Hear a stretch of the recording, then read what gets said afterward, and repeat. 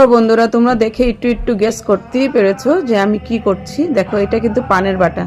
আর সব বাঙালি ফ্যামিলিদের ঘরে কিন্তু তোমরা গিয়ে এই পানের বাটাটা পাবে। স্পেশালি তোমরা যদি গ্রামে যাও তখন কিন্তু এই পানের বাটাটা পাবেই। এটাতে থাকে চুন, সুপারি, পানের মশলা আর পান থাকবেই।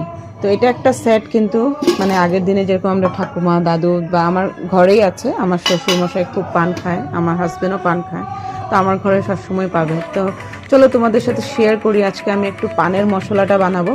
কী দিয়ে বানাবো তোমাদের সাথে শেয়ার করব। তো প্রথমে আমি নিয়ে নিয়েছি, দেখো, সপ, এটা গোয়া মসুরি। এটাকে একটু ভেজে নেব, হালকা হালকা রোস্ট করে নেব। তারপর দেখো, এটার জন্য লাগবে এই সাদা পাতাগুলো খুব সুন্দর করে ধুয়ে নিয়েছি। এটাতে খুব বালু বালু হয়, যেহেতু শুকানোর সময় ওরা বালুতে রেখে শুকানো হয়, তাই এটাতে খুব ধুয়ে মানে অনেক বালু বালু বের হয়, কিন্তু না ধুলে কিন্তু খুব আনহাইজিনিক খাওয়াটা। তো এটা দেখো রোস্ট করে নেওয়ার পরে আমি মিক্সার গ্রাইন্ডারে এইভাবে দেখো এটাকে গুঁড়া করে নেব।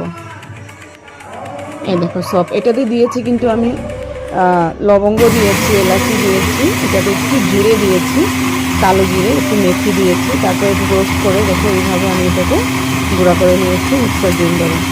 আর কিন্তু ফুললি একদম পাউডারের মতো গুঁড়া করব না, কিন্তু এটাতে কিন্তু একেবারে পাউডারের মতো গুঁড়া করলে মানে যারা পান খায় ওরা বলে খেতে ভালো লাগে না। তো আমি ওরকমভাবেই বানাই, আর বানালে যদি খেতে ভালো না লাগে তাহলে কিন্তু ভালো লাগবে না, তাই না? তো আমি ওরকম মাইন্ডে রেখে বানাই যে খেতে যেন ভালো লাগে।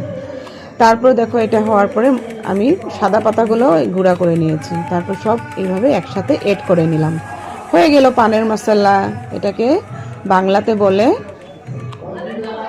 বাংলা একটা নাম আছে কিন্তু, কি গুন্ডি না কি বলে। তো যাই হোক, এটা একটা পানের মশলা, পানের সাথে খাওয়া হয়। আর যারা এটা খেতে খুব ভালোবাসে, আমি এটা বানায় রাখি আমার ঘরে। কেমন লাগলো বলবে।